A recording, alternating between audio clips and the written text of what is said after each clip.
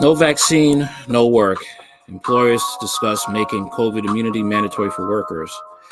Public opinion polls from the past couple of weeks appear to show a growing number of Americans are planning to get the coronavirus vaccine, even as Dr. Fauci hinted that the UK's decision to grant emergency approval to Pfizer's mRNA vaccine might have been somewhat rushed.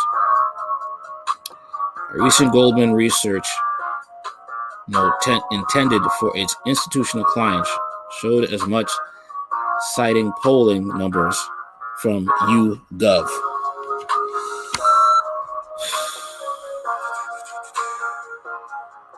With hospitalizations surging to record levels and California once again heading into lockdown, millions of Americans would probably gladly take the vaccine just to feel a sense that the pandemic is over, even though the duration of that immunity is still not very well understood.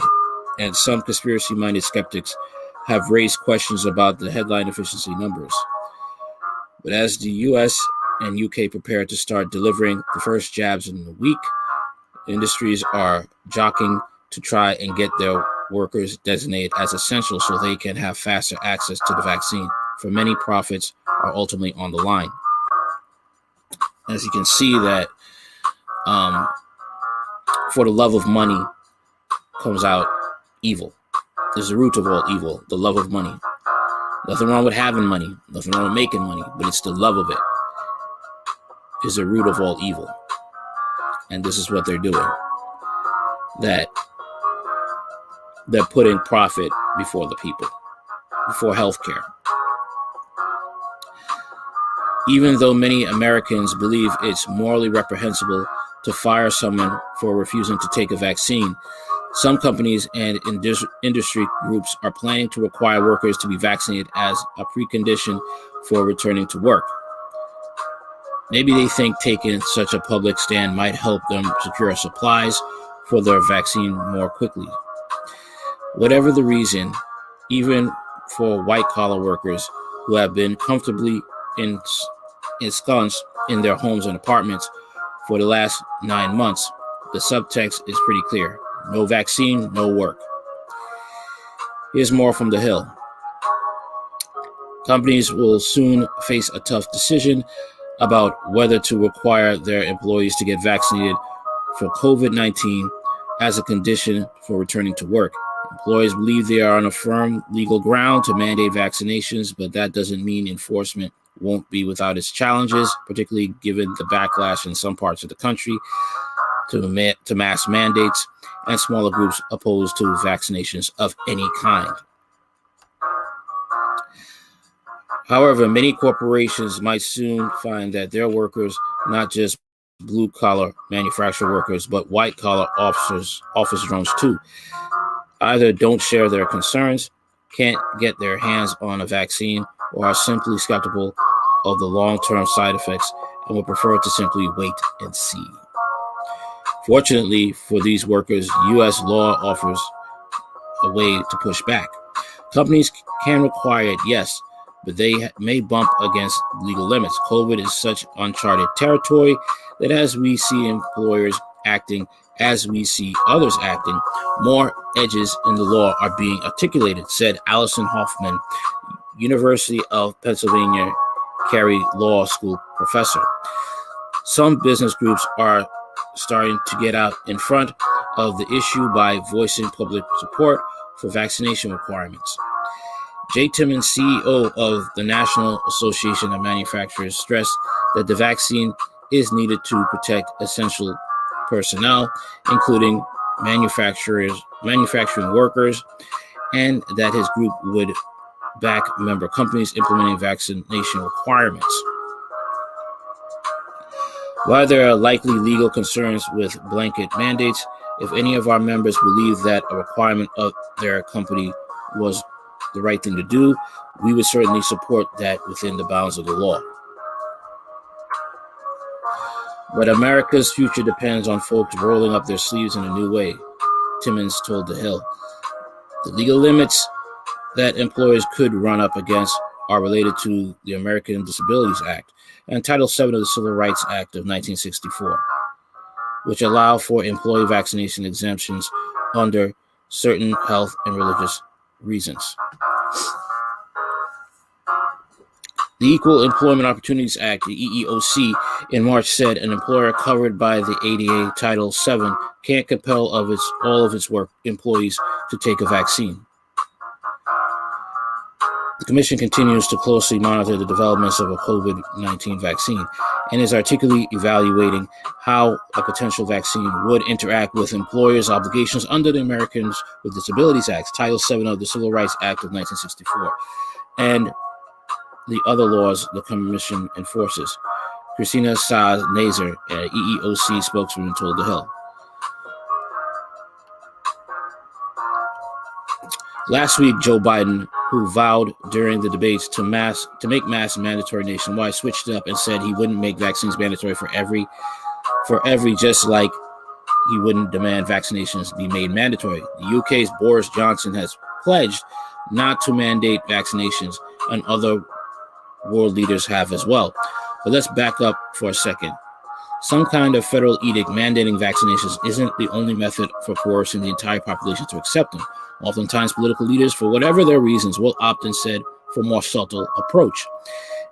If those who refuse to get the vaccine can't work, can't shop, and are effectively excluded from society, then can we honestly say that vaccinations are really voluntary? No. Vaccinations are being forced, but just in a subtle way. What does this mean for workers who simply find themselves shut out as the rich and connected shove their way to the front of the line? Now, this right here is going to cause a lot of people to basically have their faith tested. And for those who are not Christian, it's going to, have people test their will. And how long are you going to hold out? Because if you can't work and if you have kids, they're going to be crying and asking for food. And this is going to be a very tough decision. Now, I know there's some people out there, I don't know if you do know, that this COVID-19 vaccine has been rushed. People have died from it. People have had side effects from it. And it's going to put you in a tough bind. Okay? It really is. Because it's going to put you in a position to think, do I risk, taking this vaccine and possibly having permanent lifelong side effects, or do I hold out? Holding out, my family could starve. Getting this vaccine, my family won't starve, but I could die in the process. I'll be permanently disabled for life. Now, I have some scriptures here that could be read, and I pray that, it's able to be real to you. That's all I could say. James chapter 1, verse 12. Blessed is the man that endureth temptation, for when he is tried, he shall receive the crown of life, with which the Lord hath promised to them that love him. Isaiah chapter 41, verse 10. Fear not, for I am with thee. Be not dismayed, for I am thy God. I will strengthen thee, yea, I will help thee. I will upon thee with the right hand of my righteousness. Romans chapter 8. For I reckon that the sufferings of this present time are not worthy to be compared with the glory which shall be revealed in us. That's Romans chapter 8, verse 18. This is Romans chapter 8, verse 31. What shall we then say these things? If God be with us, who can be against us? Philippians chapter 4, verses 6 to 8. Be careful for nothing, but in everything by prayer and supplication, with thanksgiving, let your requests be known to God. Romans chapter 8, verse 28. We know that all things work together for good to them that love God, to them who are according to his purpose.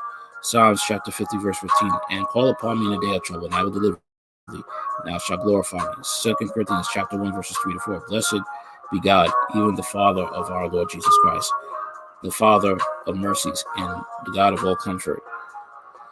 John chapter 16, verse 33. These things I have spoken unto you, that in me ye might have peace. In the world ye shall have tribulation, but be of good cheer, for I have overcome the world. That's John chapter 16, verse 33. Deuteronomy chapter 31, verse 8. And the Lord, he it is that doth go before thee. He will be with thee. He will not fail thee, neither forsake thee. Fear not, neither be dismayed. Deuteronomy chapter 31, verse 8. Psalms chapter 138, verse 8. The Lord will perfect that which concerneth me. Thy mercy, O God, endureth forever. Forsake not the works of thine own hands. James chapter 1, verses 2 to 3. My brethren, count it all joy when all ye fall into diverse temptations. Psalms chapter 62, verse 2. He only is my rock and my salvation. He is my defense. I shall not be greatly moved. So there you have it, people. I'd say just start planning. Ask the Lord Jesus to give you guidance. Okay. Hopefully, for those of you who have not been born again, hopefully you'll take this opportunity to get born again and to trust Him, and He will guide you on what to do. That's all I can say. It's a personal relationship. Christianity is something that is a born again Christianity, not Catholicism, not Jehovah's Witness. Christianity, being born again, biblical based Christianity, it's a personal choice, and it's up to you whether you want to follow it or not. In these hard times, I will say it's a good idea. It's a very good investment because your life is on the line. Okay, and is only going to get worse. It's only going to get worse. There's a great reset coming, and the powers that be that are controlled by the devil want this. And they don't care who they destroy to get it. All right. This is Running the Race. If you like the content, like, share, comment, and subscribe.